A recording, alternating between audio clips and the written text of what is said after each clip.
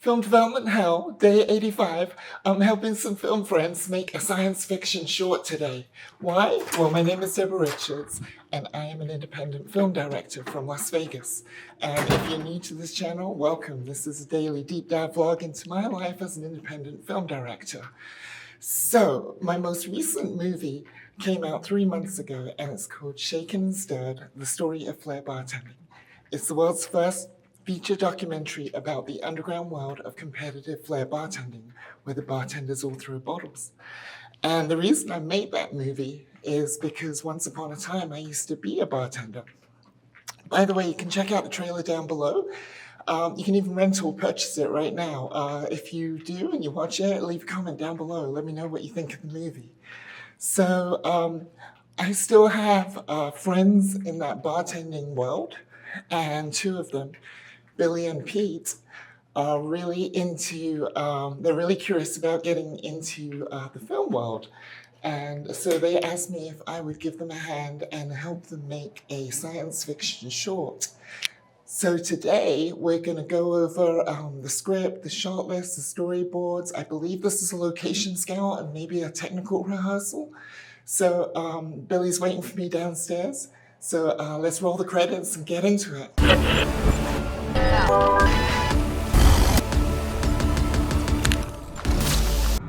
Hey guys, I'm here with my friend Billy, and we are on our way to what I believe is the location, right? Yeah, we're going to location right now. Cool, so we're going to go to the location. I see Pierre in the back, so my assumption was right. It's a technical rehearsal, I believe. Yes. Cool, and so I'm really excited about this. I'm stoked too. I'm so happy you're part of this. Oh yeah, Thank you. No, I'm glad to be part of this. I got questions. What do you got? I got so many questions. So who else is doing this? Is it literally the three of us, or is there like a whole team? So we have you, Yeah. me, Pete, and my girlfriend. She's going to be helping with sound. Excellent. Okay. She'll be over later on. What's your girlfriend's name? Melissa. Awesome. Can't wait to meet her. Oh, she's so stoked to meet you too. Oh, yay. We were talking about the best option for her, and I figured doing sound would probably be the best thing. Okay. Since she's kind of unaware of what to do and what not to do. Right. Left, right. Yeah, that's awesome. It's always great to have And then we also have John as the actor. Oh, So- great. So it's not actually Pete. No, it's not going to be Pete. Oh, so amazing. It's going to free up a lot of room. Yeah. I really, really, really want to try to use the wheels this time, and I want to use them. And I need an extra hand for that. So having someone work the camera or having someone work the wheels while I work the camera or something is going to be Amazing. super helpful. Okay, And it's going to make amazing. the production company or the production of it, I think, a lot more. Exciting news. So we've just been chit-chatting about how best to approach this, and it looks like that Billy and Pete could best use my help as a DP on this project, which is really exciting. I'm not a very great DP, but I do enjoy it and it's fun. So I was going to ask, are we shooting this on the Ronin? Yes, we will be shooting on the Ronin. Okay, and is it possible to lock off the gimbal and Yes. and not have it stabilized? Yes. Awesome, that's You what I can, thought. Yeah, cool. Also, have you already thought about an aspect ratio? Oh, you want to shoot this with the Sphericals. Yeah.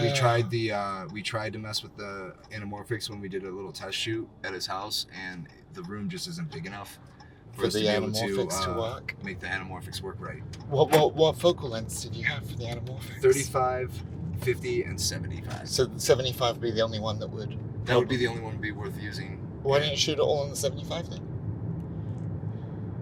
I don't think we have the room for it. Okay, fair Because enough. everything's going to be kind of like real tight and everything like that. Sure. You don't have the room to back up. And I was going to ask you actually, is there, like in film, do people mix anamorphics and spherical together? You can do. You can, okay. I mean, the aspect ratio will change. Okay. And how does it change that way? Well, the shape of the picture will change. The black bars on. Well, I mean, I guess you So can if make you it were so that it wouldn't. We can make it. I mean, what would be the point of shooting it with both? What's the emotional intent? There was no emotional intent. That's why I didn't understand how to do it right. So you bringing that up is a great thing to understand, because that's something I never even thought about. We were just looking for what would work in the room that we have. Okay. And then So if we don't shoot with the what are they called? I keep forgetting. Sphericals or anamorphics? If we don't shoot with the anamorphics, were you planning on shooting this in 16:9? Yes, that was what Pete wanted to do.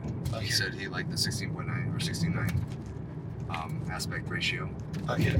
And I think that would be the easiest to edit as well. Well, the editing, there's no difference. There's no difference? Okay. In terms of the ease.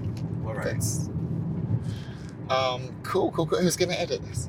I was going to have me and Pete edit it. If you wanted to jump in too, you could, but I know you're busy, so I don't want to like pressure you onto the edit. Sure. I would love your input on it as well. Okay, yeah. Well, we can all have, it sounds like all hands on deck for post. Because the goal for this is to try to have something we can maybe submit to a film festival. Oh, fun, yeah. You know, I was just like, I've been wanting to do that.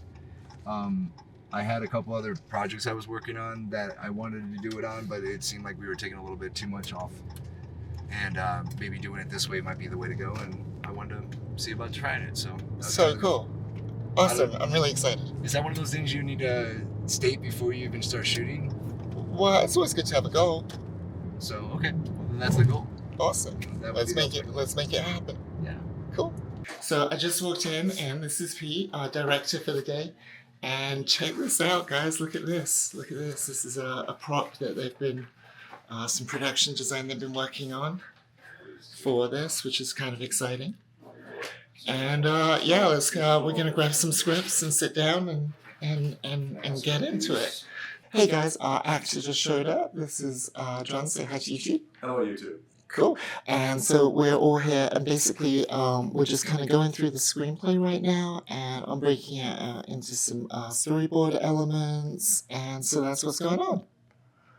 So let me see if I can throw this up maybe over here. Oh yeah, you can do that. Cool, yeah, let it cook. All right. So the next one, the phone rings. Watch when's teacher. He looks at the monitor in focus. I would say that is literally that shot, and that should go up here. Now this whole phone rings and the close up on the coffee table. I know you've written it as 2 shots, but I feel you could actually do that as 1 shot with rack focus. You're saying which one? The sound of the phone rings. Okay. Close on. By the way, there's no such thing as close on. The sound of the phone rings. A coffee table covered with empty cans of energy drinks and a bottle of prescription pills. I think you can combine those into 1 shot with rack focus. Okay. Know what a rack focus is? Yes. Cool. One of the things I was saying to Billy is a few times in the screenplay it says he goes here, he goes there. He goes. You don't have to physically go. You can just be or walk into the room or react to the thing in the room. Do you know what I mean? Yes. You don't have to waste time figuring out the geography of how do you get from here to there. I think it's a mistake I made early on in my filmmaking. I was like so obsessed with how do they get from A to B, but the story's not about how they get from A to B. The story's like what happens at B. Okay. All right. Okay. So you know, as far as your first lines in the script, it's a typical a closed off suffocating space. Mm-hmm. Right? If you do a wide establishing shot, it's not closed off or suffocating. Okay. Okay, if you start with these close-ups, you're immediately invoking a slightly claustrophobic vibe. Okay. Okay, does that make sense? Yes. Okay. We can do that, right? We'll figure it out. Yeah.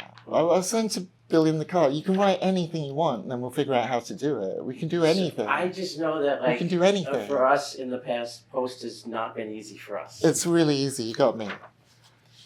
That's what I'm saying. Like, you want, like, the things you're saying, I'm like, yeah, sure. As long as you're there and you know how to do it. Yeah, let's do of it. course, Should be man. holding our hand. Yeah, don't worry, I'll hold you. Doesn't make sense. Well, let's think. Right. So there's a couple things we're trying to achieve here, right? One of the things that we've achieved so far is we haven't shot a clean shot of your face, right? We are teasing the audience with the mystery of who you are so far. Okay, so that's one thing to bear in mind with what I'm thinking on this stuff, right? But more specifically to your question, Billy, is like camera movement should be motivated. It should move because it's being motivated by the story or by the scene or specifically, okay? Okay, so we'll shadow you out there. We'll have, we were talking about doing orange highlighter on some of the documents, right? Mm-hmm. Yeah. And we'll flood the zone with blue. Are you saying he walks into the scene? Yeah, man. Okay. He walks Yeah, in. clean in. Because that's very, who did Girl with Dragon Tattoo? Yeah. Dave Fincher? Yeah, that's very that, right? That's cool. Because you think you're looking at that, but what you're really looking at is him looking at that. All right. I Okay, so love that's how it. that shot That's good. evolves. Okay. I love it. Different directors. So push. Oh yeah, it's funny. In Scissor Mouth, I've got like a homage sequence or shot to every fucking director that I love. Really? Yeah. And the reason why I like this, I'll say this again when Pete gets back, is because we've really shrouding him in mystery. We still haven't shown. We're a minute in, and we still haven't shown a full thingy of his face, and it plays into the paranoia. His eyes are what really are. I mean, we see his eyes in this. We see his eyes, yeah, and we see top half of his face. I'm feeling like just a lot of expression of just kind of freaked out, kind of looking. Well, we can reveal more of him as it goes on because we want to open up to his world. Right. So you're looking at the pills, slowly bring him up. So we're tilting the camera up.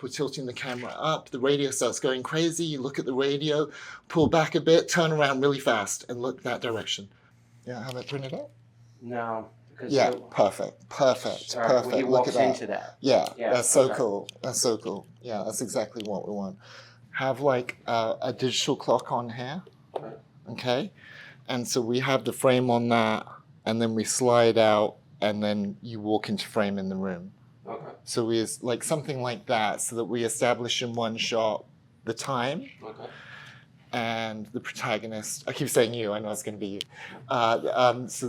So we establish the time and the protagonist all in one efficient thingy, maybe. Me studying YouTube and studying how the fundamentals are, they always say you have to have a wide establishing shot so that the audience knows where they are.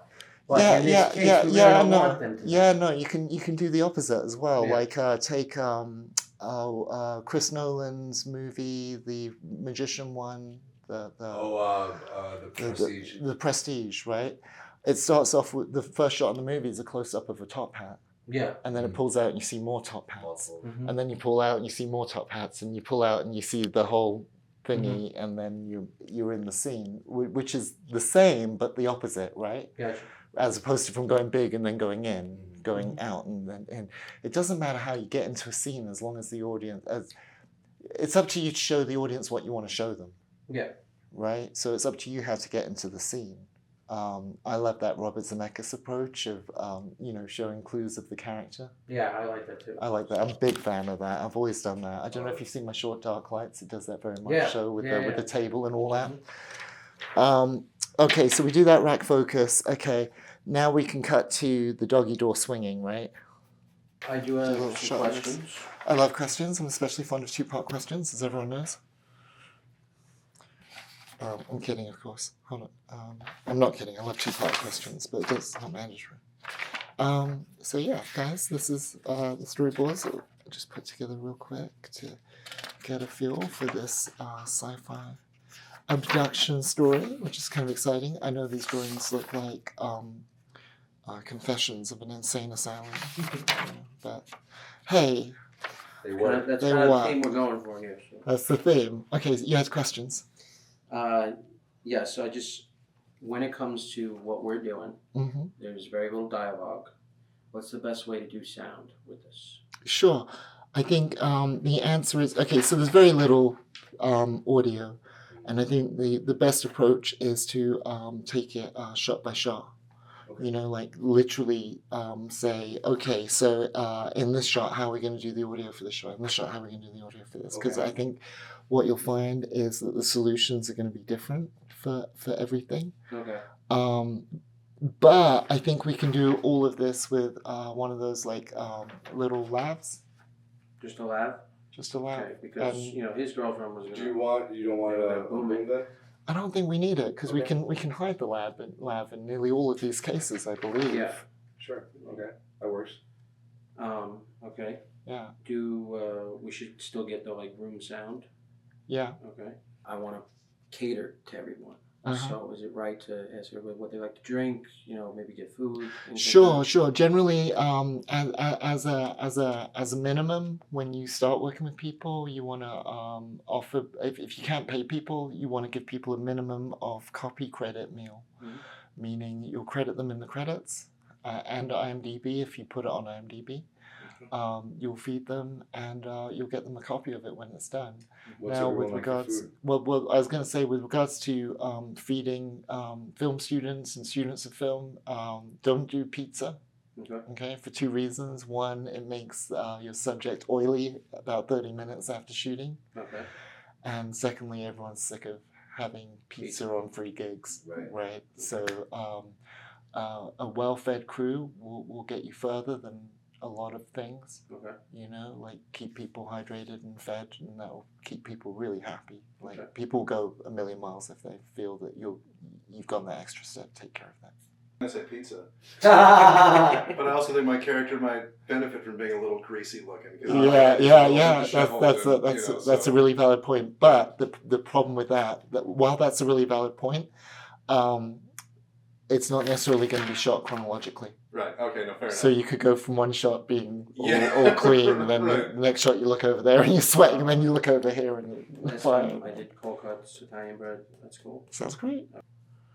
And also, I can always, there's no reason why after I type this up, why you can't look at it typed up, and I can even, take a photo of each of these shots and put them in a timeline and start building the timeline so that as we get the shots, we just replace them. Right, that'd be That's essentially what we're doing with Scissor Mouth right now with the previs and everything, because it gives you an idea of pacing. But we can put that together, and then you can be like, oh, you know what, let's change this, let's change that. There's no reason. And you want to film during the day? Not necessarily. Okay, so in order to film day for night, you can't have it's got to be in shadow, right? So we've either got to put like an 8x4 silk above it all. What are we using for the book light? Yeah, that's silk. Okay. Just make the frame and put it above. Or alternatively, we shoot the outdoor bits on a cloudy day. Okay. That's the alternative. But the advantage of shooting day for night is it's easier to control the light. Okay. Because shooting at night, the problem is it's dark, so the camera can't see anything. Yeah. So if you lighten it up, it looks kind of weird. But if you darken the day, it looks more realistic. What about the inside scene? Same thing. Inside, I think we should shoot it during the day because what's happening right now with the light bouncing around this room is light's coming in there and it's bouncing all over the place, and it means like even the darkest like nook, like even in here, there's a little base light, right? And if you shoot it at night, there is zero base light in that nook, so that means that anything dark is going to be hella dark. And you're going to have to work twice as hard to light it. That's why I was kind of shying away as well from the whites, because it makes it even harder to light. Right. But, I mean, like, if you look over there, it just looks, you can't tell on this camera right now looking through this frame if that's day or night. It just looks like there's a lot of lights on. But you're saying through post you can darken it all naturally and make it look like it's night. Well, yeah, of course. We'll light it to... It sounds so silly. We'll light it to make it look like this. Okay. So, those areas in these drawings that are blue are literally darker and nighttime-ish, and then we're just using the tungsten to pop out all the details. Which is what I wanted. I wanted just like dark and mysterious. Dark, mysterious, one light really shining from, one key light, and then maybe, he goes over to the desk, maybe just the desk is lighting, one side of the face. So. Yeah, I'm a big fan of like a far key, so that, the keys behind. Yeah. Okay. Yeah. We got tons of stuff to play with that. We got a bunch of tube lights. We have a 600 and a 300, as well as I have a 600 at home, and we have these Amrams. Awesome. Don't forget I got a ton of lights. Yeah, lights not, and you got that amazing camera. So Yeah, we got everything we need. we got everything we need. It's good. Yeah. What'd you think? So I got a question here, and it's mostly related to scheduling, and that's it. Like to me in my head, the character physical appearance is a little disheveled. So like I haven't shaved in a couple weeks. I usually trim my hair down real short on the sides here, and I feel like I'm kind of trying to grow it out for the sake of letting it be a little bit squirrely and unkempt. So like, what's our time? Like, should I not shave for a month so I can get there? Like, can I get a haircut tomorrow and then grow it out for a couple? Like, what's the best way for me to look this character part? So as far as me typing this up and getting this taken care of, I can't do that this following week. It will be the week after.